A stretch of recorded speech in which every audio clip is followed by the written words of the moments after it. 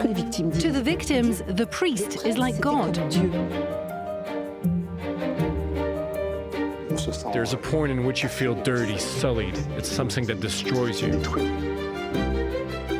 These assaults against children are so horrible that we have to do everything we can to prevent them. Hello and welcome to France in Focus. I'm Charlie James. This week we're examining the French Catholic Church and the sexual abuse scandals that have shaken the institution. After years of cover-ups, the church is finally starting to face its critics. But that doesn't mean victims are ready to forgive. Let's start with their stories. Reliving the past is a painful exercise for Jean-Yves, whose childhood was marked by traumatic memories. Merci. He hesitated for a long time before deciding to share his story. He says that he was sexually abused and raped as a child by a priest, Bernard Prénat, at a scout camp in Germany. On avait des chambres collectives sur le fonctionnement des auberges de jeunesse. He still can't forget what happened. D'avoir ces images, d'avoir été sur les genoux du curé, d'avoir été caressé par lui, d'avoir été à plusieurs reprises sous son emprise, et puis de ne jamais me dire, tiens, mais ce qu'il a fait, c'est pas normal.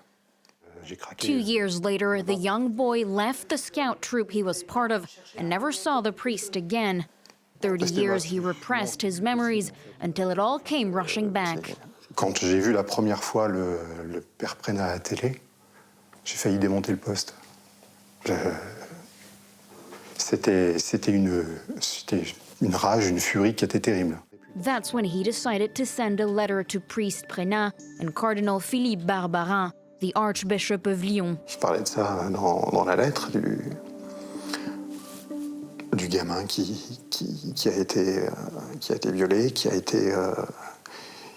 été détruit par cette affaire, quoi. Barbarin wrote back, showing compassion and sending prayers, but no apology. For Jean-Yves, the church is in no way legitimate to bring justice. Mais une justice à sa façon. C'est-à-dire, on va essayer d'apaiser, on va déplacer le prêtre, on va le couvrir, parce qu'il ne faut pas que ça rejaillisse sur l'institution. He's a firm believer in the power of the victims' testimonies. Even if it's painful, he calls on all of them to share their stories. Il ne faut pas subir la honte, parce qu'il y a cette étape où on se sent taché, sali. On sait très bien que si on ne le sort pas de nous, ça va nous ronger. C'est quelque chose qui détruit. Jean-Yves knows that the time limit for filing a complaint has expired. We contacted Bernard Prénat's lawyer, who refused to comment. So what is the church doing to try to make amends with victims and its followers? Well, it set up a commission last year to investigate, going back through its archives and speaking with victims. The goal, to create a set of recommendations to prevent the problem from happening again. This building houses archives for the French Catholic Church. Tens of thousands of documents are stored here, some of which are classified. This archivist is showing around 2 members from the Independent Commission on Sexual Abuse in the Church.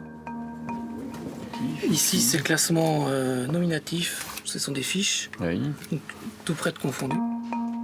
Priests who are married, alcoholics, or suspected of abusing minors. Some of the information filed here is considered problematic for the Church.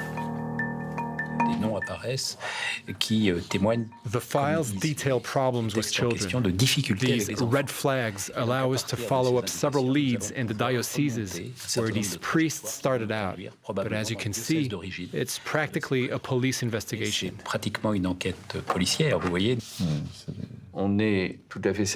It is certain that we will find several thousand victims, as well as several hundred abusers over this period.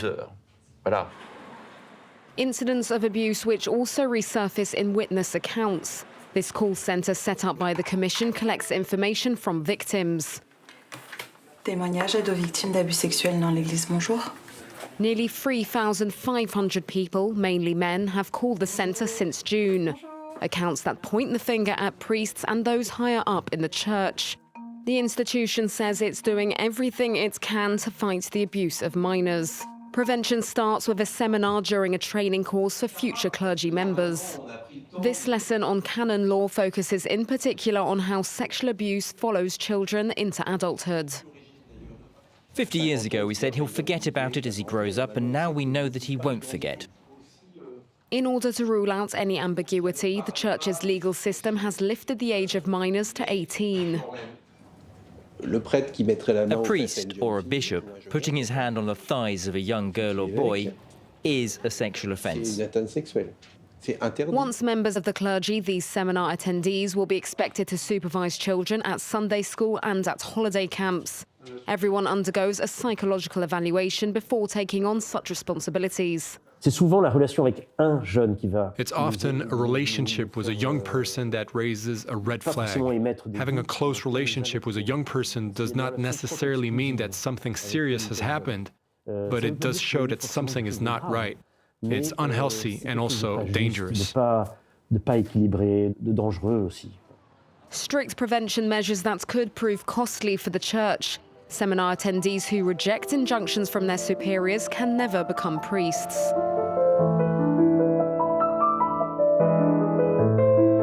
So what's behind the French Catholic Church's delayed public response?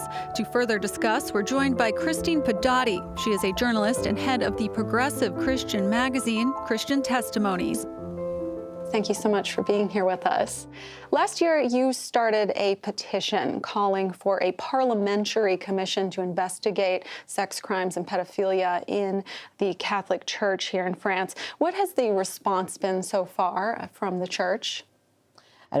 The paedophilia scandal broke in countries the world over, and there were cases here in France at the turn of the 21st century. At the time, the Catholic Church took certain measures and believed the issue was resolved. And then new cases emerged and victims started to speak out.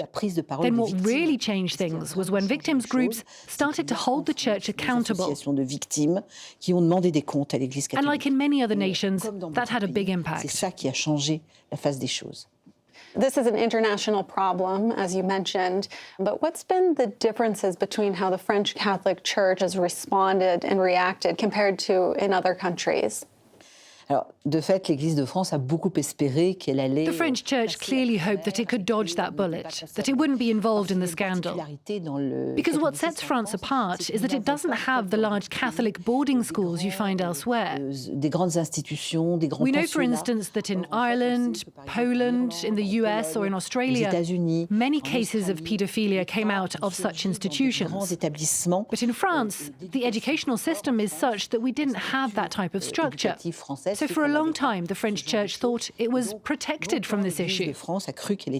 And initially it faced a few cases here and there, but not a network of abuse. And then unfortunately it became clear that France wasn't exempt from this crime, and that the problem was just as pervasive as elsewhere, that cases were widespread, and that the Church's hierarchy had covered up a number of cases. Here in France, there have been high-level clergymen who have been convicted of helping to cover up the abuse. What is it about the culture in the Catholic Church that created this instinct to keep it all internal instead of getting authorities involved? The paedophilia issue is twofold. First, there's the criminal act in itself, and then there's the cover-up by an organization. In this case, bishops who don't take the necessary action and just move priests around rather than take them to court. So what explains such a cover-up? Well, I think it comes from the fact that bishops, the heads of the Catholic Church, weren't able to distinguish between different sexual sins. Simple as that. So between, on the one hand, adultery, masturbation, etc., and then, on the other, sexual crimes. Remember, the Church is in the business of sin. It's about saving humankind from sin. And sexual sins are very important in the Church. C'est un péché très important pour l'Église. Et donc, en fait, So the church treated sexual crimes in exactly the same way as it treated sexual sins. Comme on sait traiter le péché. In other words, the guilty party had to repent, vow not to reoffend, and then could find redemption, be saved and forgiven. Il est sauvé et on le pardonne. Et ce qui est problématique, c'est qu'on regarde. And the problem there is that the focus is on the guilty party, but never on the victim. Ce qui se passe du côté de la victime. And confusing a crime with a sin is exactly what made the church unable to focus on the victims. And that's what has changed, because until that point, the Catholic Church simply didn't know what to do with the victims. On regarde les victimes parce qu'en fait, au fond, jusqu'alors, on ne savait pas ce qu'on pouvait faire avec les victimes dans l'Église catholique. For the last question, let's look forward a little bit. What do you think needs to be done to repair the church for the future? Alors, ce problème de crédibilité est This très grave. credibility issue is very serious, and so the church really needs to reform if it's to earn back some of that credibility. And not just here in France, but the world over, because it's a global issue. Un peu tous les pays. Already Pope Francis has voiced a will to reform, and among the reforms under discussion is the notion of placing bishops back into the community rather than ruling from above. It's what the pontiff calls clericalism. That's what he wants to reform. It's going to require a huge effort on the part of the church, and I don't know if the reforms will take, but there have been a few encouraging signs. For instance, during the recent Amazonian Synod, where the idea was floated of ordaining married men, and that's clearly a first step towards reform. Dans l'Église catholique. Christine Pedati, thank you so much for your time and for sharing your expertise on this subject. That's all for this edition of France in Focus. Thanks so much for joining us, and do stay tuned to France 24.